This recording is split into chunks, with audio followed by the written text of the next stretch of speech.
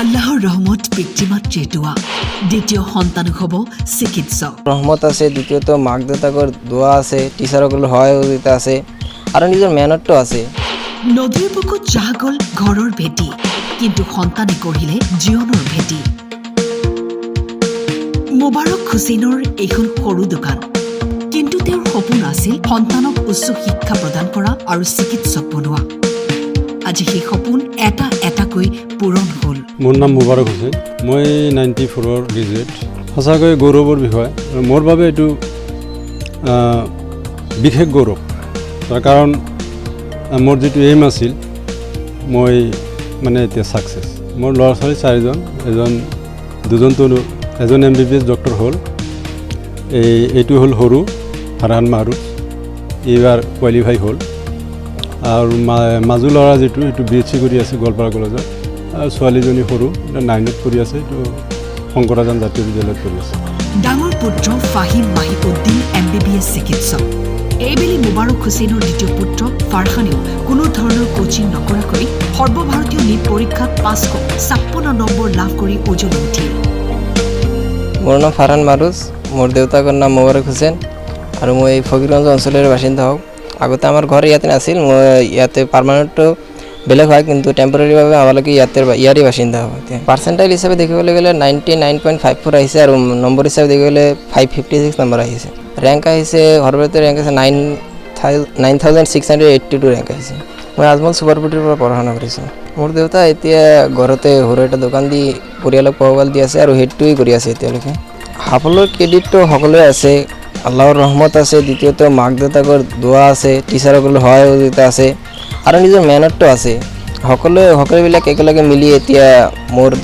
উত্তীৰ্ণ হোৱাৰ কাৰণ সকলোবিলাকেই হয় মই এইটোৱে ক'ম যে নিজৰ যিটো এইম আছে আৰু সেই এইমক লক্ষ্য কৰি ভালকৈ পঢ়া শুনা কৰিব লাগিব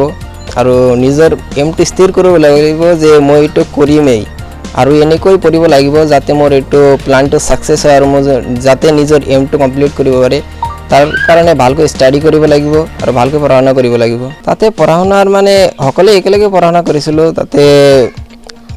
মোটামুটি 10 ঘণ্টামানতো পঢ়া হৈ গৈছে সেল্ফ ষ্টাডি 10 ঘণ্টামান হৈ গৈছে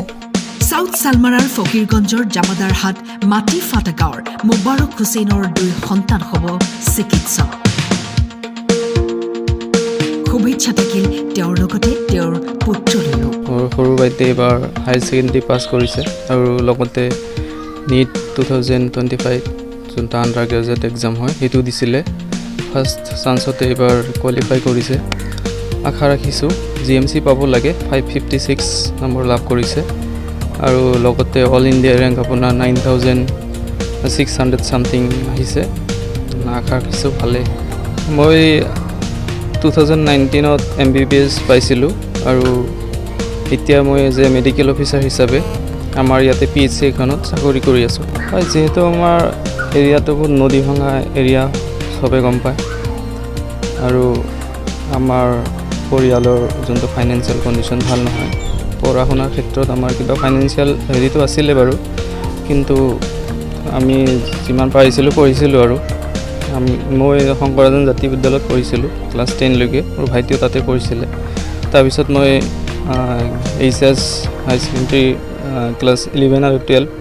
আজমল ছুপাৰপুটি হোজাইত পঢ়িছিলোঁ তাতে 1 বছৰ কোচিং লৈছিলোঁ মই তাৰপৰা 2019ত মই নীট UG ক্লিয়াৰ কৰি ফকৰুদ্দিন আলী আহমেদ মেডিকেল কলেজ যোনটো বৰপেটাত আছে তাতে MBBS পাইছিলোঁ আৰু তাৰ পৰা মই এইবাৰ পাছ কৰি এতিয়া এজ এ মেডিকেল অফিচাৰ মই চাকৰি কৰি আছোঁ যিমানখিনি দিছে আল্লাহ সেইখিনি আৰু কষ্টৰ মাধ্যমে কষ্টটো হৈছিলে বাৰু দেউতাই বহুত কষ্ট কৰিছে দেউতাই আগত খেতি মাটি কৰিছিলে এতিয়াতো বাৰু সেইবোৰ নদীত গৈছে নাই আৰু এতিয়া ঘৰতে সৰু এটা দোকান কৰে এতিয়া এইটো দি পেলাই পৰিয়ালটো পোহপাল দি আছে অঞ্চলৰ বাবে এতিয়া গৰাখহনীয়াটো প্ৰতিৰোধ হ'ব লাগে আমাৰ যোনবোৰ জনপ্ৰতিনিধি আছে তেওঁলোকক অনুৰোধ জনাম তেওঁলোকে যাতে যে আমাৰ গৰাখহনীয়া যিমানখিনি ৰাইজৰ যিমান ক্ষতিসাধন হৈছে সেইবোৰ যদি কিবা এটা কৰিব পাৰে ভাল আছিলে মই আশা ৰাখিছোঁ আমাৰ গৰাখহনীয়া অঞ্চলৰ মানুহক যিমানখিনি পাৰোঁ মই সাহায্য আগবঢ়াম আৰু নিউজ ডেস্ক টাইপিং